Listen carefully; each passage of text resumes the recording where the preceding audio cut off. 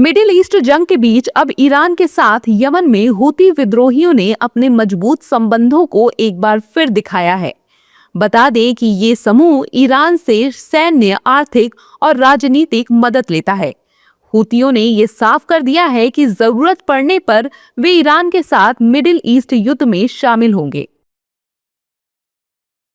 अगर जरूरत पड़ी तो ईरान के साथ सीधे मिडिल ईस्ट के युद्ध में शामिल होंगे।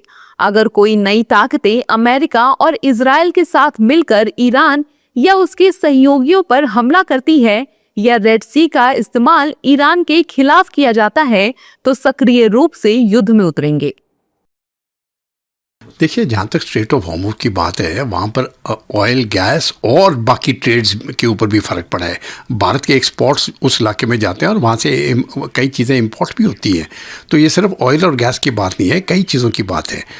जहाँ तक बबल मंदेव की बात करते हैं, बबल मंदेव के थ्रू के रास्ते से इंडियन ओशन से बबल मंदेव से हम रेड सी जाते हैं और वहाँ से सुएज कनाल से फिर यूरोप के लिए रास्ता खुल जाता है बाय द मेडिटेरेनियन।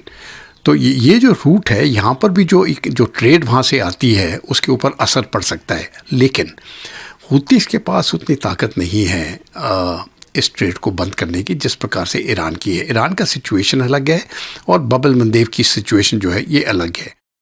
इजराइल की सेना के मुताबिक यमन से एक मिसाइल दागी गई जिससे बियर्स शेबा शहर और आसपास के इलाकों में अलार्म बजा।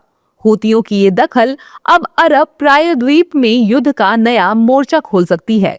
सबसे बड़ी चिंता रेड सी में जहाजों पर हमलों का खतरा है, क्योंकि हूती पहले भी समुद्री मार्गों पर हमले कर चुके हैं।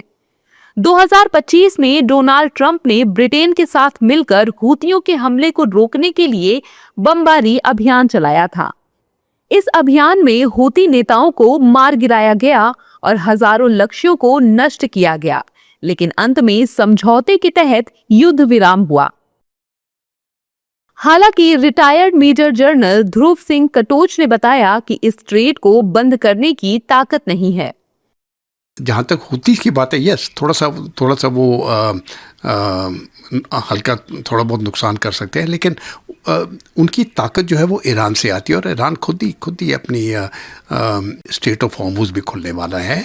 भारत की शिपिंग के लिए तो खुल ही रहा है, लेकिन मुझे लगता है ये ज़्यादा समय नहीं लगेगा इसको खुलने के लिए। प्रॉब्लम ये आएगा कि खुलने के बाद भी जो तेल की कीमतें हैं वो कब तक इतनी ऊंचे स्थान पर रहेंगी, इसके ऊपर प्रॉब्लम रहेगा। ऐसे में सबसे जरूरी है ये जानना कि हूती विद्रोही कौन होते हैं। हूती आंदोलन की शुरुआत 1990 के दशक में हुई थी। इसका नाम इसके संस्थापक हुसैन अल हूती के नाम पर रखा गया था। फिलहाल इसका नेतृत्व उनके भाई अब्दुल मलिक अल हूती कर रहे हैं। हूती आंदोलन, जिसे पहले अंसार अल्लाह या ईश्वर के समर्थक कहते थे, ये यमन के शिया मुसलमानों का प्रतिनिधित्व करता है।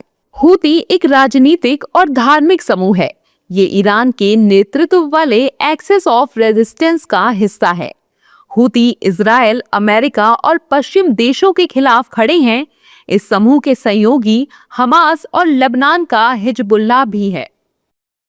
बता दें कि हूतियों का युद्ध में शामिल होना मिडिल ईस्ट के तनाव को और बढ़ा सकता है। इससे क्षेत्रीय सुरक्षा और समुद्री रास्तों पर खतरा पैदा कर सकता है।